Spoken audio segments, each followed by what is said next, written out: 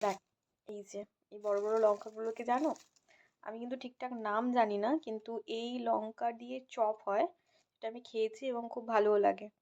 তো ও আজকে বাজারে দেখেছিল, তাই নিয়ে এসেছিল। তো চলো, এটা দিয়ে আজকে যে চপ বানাবো। এখানে লঙ্কাগুলোকে অর্ধেক করে কেটে নেওয়া হয়েছে এবং এর মধ্যে সিদ্ধ আলু দিয়ে একটা স্টাফিং বানানো হয়েছে।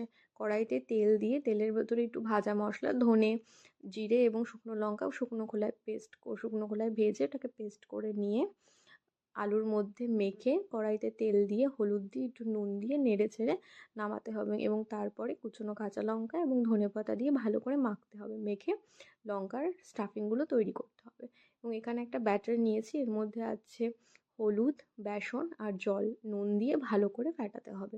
তারপরে লঙ্কাগুলোকে ব্যাটারের মধ্যে ডুবিয়ে গরম তেলে, ছাঁকা তেলে ভেজে নিতে হবে।